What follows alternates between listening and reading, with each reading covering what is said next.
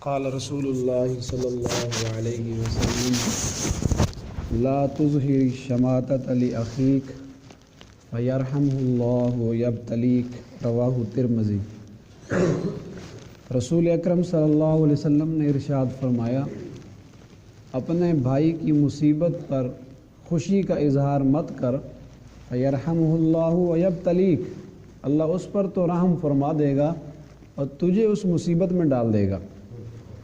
محترم بھائیو دوستو، اس حدیث پر اگرچہ بہت سارے محدثین نے کلام کیے ہیں، اس کو ضعیف قرار دیے ہیں، لیکن حافظ ابن حجر اور امام ترمذی اور دیگر محدثین نے اس کو اپنی سنن میں ذکر کیا ہے۔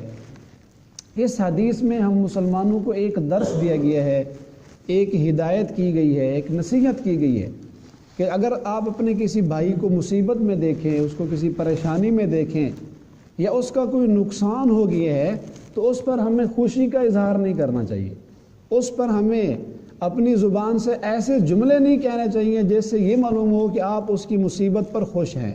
اس بات سے ہمیں روکا گیا ہے۔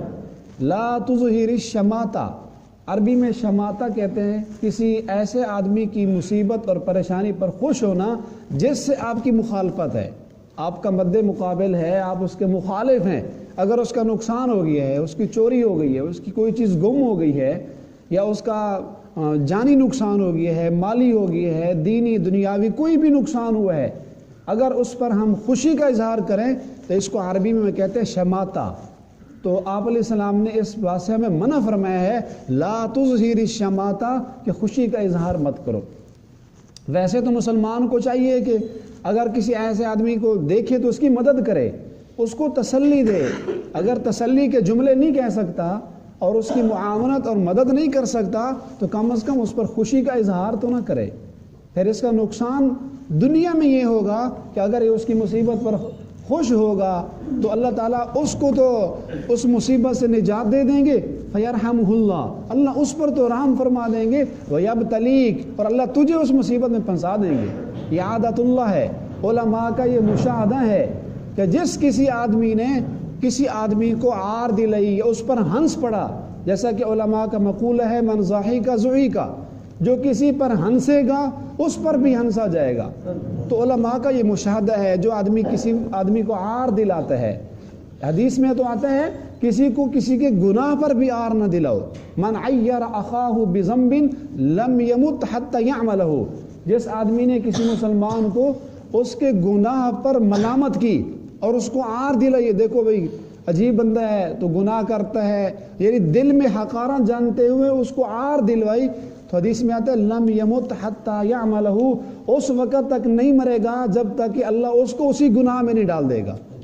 گناہ کو برا سمجھنا چاہیے، اس کو روکنا بھی چاہیے، اور گناہ کی حقارت ہو لیکن مسلمان کی حقارت دل میں نہ آئے، اس کو ملامت نہ ڈالیں، ورنہ اللہ تعالیٰ اس کو تو نجات دے دے گا، ہمیں اس گناہ میں مبتلا کر دے گا۔ ایک قصہ میں نے کتاب میں پڑھا ہے، امام کسائی اور اسی طرح عبد الرحمن یزیدی رحمۃ اللہ علیہما کوفہ کے بہت بڑے قاری تھے، ان کی آپس میں تھوڑا بہت چپکلش رہتی تھی۔ ایک دفعہ امام کسائی نے، جو کوفہ کے بہت بڑے قاری تھے، مغرب کی نماز پڑھائی اور سورۃ کافرون میں بھول گئے۔ اب عبد الرحمن یزیدی کو موقع مل گیا اور انہوں نے باتیں کرنا شروع کر دی، دیکھو بھی شہر کا بہت بڑا قاری ہے، لوگ اس کو بڑا قاری کہتے ہیں، اور سورۃ کافرون میں بھول گیا ہے، قل یا ایھا الکافرون، یہ کوئی مشکل سورت ہے، اس میں بھی بھول گیا ہے۔ تو ہوا کیا کہ اسی دن یا اگلے دن لکھا ہے کہ اس نے جب عشاء کی نماز پڑھائی تو وہ سورۃ فاتحہ میں بھول گئے۔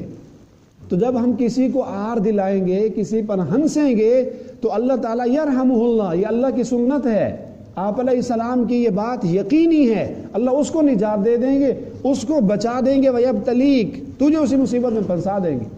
بلکہ میرے ذہن میں آ رہے ہیں کہ ایسا ہو جاتا ہے عموماً کسی مجلس میں کہ اگر کسی آدمی سے کوئی ہوا خارج ہو جائے، کلاس روم میں بیٹھے ہیں یا کسی مجمع میں بیٹھے ہیں تو لوگ اس پر ہنستے ہیں۔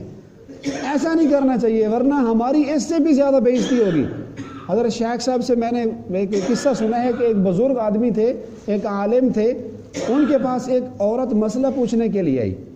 جب مسئلہ پوچھنے کے لیے آئی تو بیچاری سامنے بیٹھی تھی، اس کی ہوا خارج ہو گئی۔ اب وہ یقیناً شرمندہ ہوئی اور ان بزرگ نے کیا کیا کہ انہوں نے اپنے آپ کو اسی وقت بہرا بنا لیا. وہ عورت مسئلہ پوچھ رہی ہے، یہ کہہ رہے ہیں اونچا بولو مجھے سمجھ نہیں آ رہا میں بہرا ہوں، حالانکہ یہ بہرا تھے نہیں. اب اپنے آپ کو بہرا بنا لیا. کیوں؟ اس لیے کہ اگر اس عورت کو پتہ چل گیا کہ میرے سے یہ غلطی ہوئی ہے، اس بزرگ کو پتہ چل گیا ہے، اب میں شرمندہ ہوں گی. اس عورت کو شرمندگی سے بچانے کے لیے اپنے آپ کو بہرا کر دیا اور اس کی بات نہیں سنی. اور علماء نے لکھا ہے کہ ساری زندگی جب بھی وہ عورت مسئلہ پوچھنے کے لیے آتی تھی اپنے آپ کو بہرا بنا لیتے تھے کہ زندگی میں پھر اگر اس کو کبھی معلوم ہو گیا کہ یہ بہرا تھا تو نہیں، پھر اس کو تکلیف ہوگی.